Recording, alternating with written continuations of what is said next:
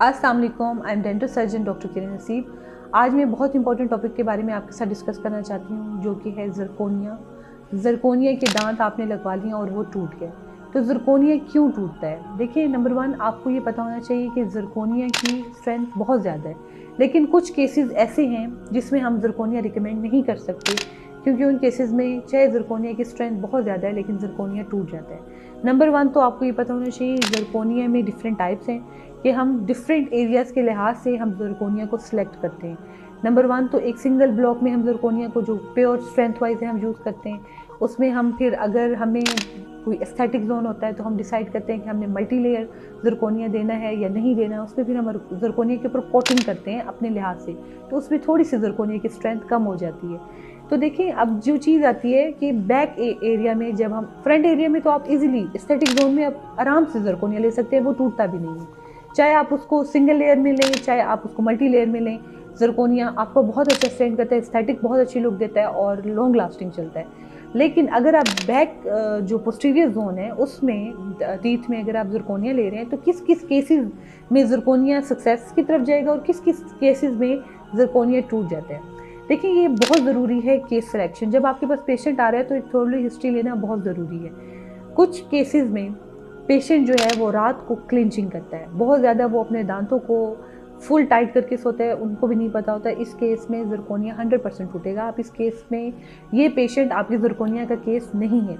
अगर कुछ पेशेंट ऐसे हैं जो कि नाइट ग्राइंडिंग कर रहे हैं, वो ज़िरकोनिया के पेशेंट नहीं हैं, ज़िरकोनिया उनमें टूटेगा।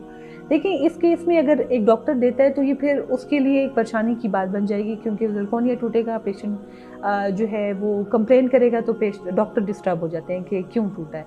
सम टाइम इस तरह होता है कि लैब का भी इशू हो सकता है कि सही तरीके से मैन्युफैक्चर ना हो, तो उसमें भी, या फिर क्वालिटी में फ़र्क आ जाए तो टूट सकता है। लेकिन जो बेसिक मेन फंक्शनल रीज़न है वो ये है कि अगर पेशेंट की डीप बाइट है, अगर पेशेंट डीप बाइट दांतों में बंद कर रहा है, हम ज़िरकोनिया नहीं दे सकते। PFM इज़ द बेस्ट, क्योंकि मेन चीज़ जो है पेशेंट ने खाना खाना है। एस्थेटिक जोन आपके पोस्टीरियर दांतों में नहीं कंसीडर किया जाता है।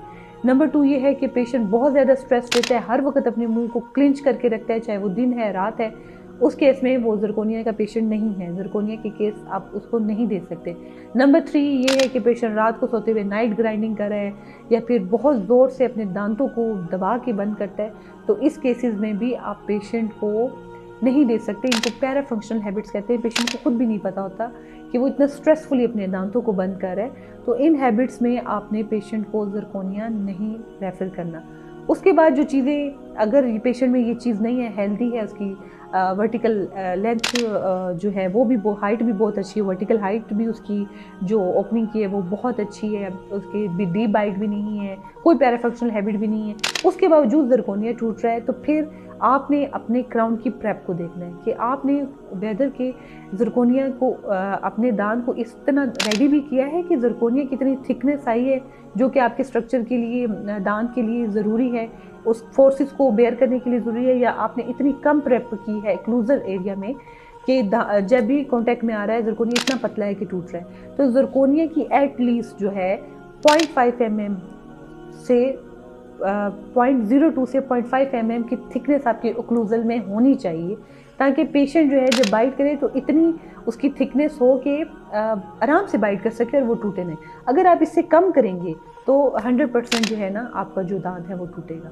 तो ये ज़िरकोनिया की कुछ चीज़ें हैं जिसको आपने जो है देखना है। आपने प्रेप को अच्छे तरीके से, मार्जिन को अच्छे तरीके से बनाना है, ताकि उसका ऑल अराउंड भी थिकनेस उसकी अच्छी हो और ओक्लूजन में भी उसकी थिकनेस अच्छी हो, ताकि वो टूटे ना। तो ये कुछ चीज़ें मैंने ज़िरकोनिया के ब्रेकेज के बारे में आपको बतानी थी। Thank you so much. अल्लाह हाफिज़।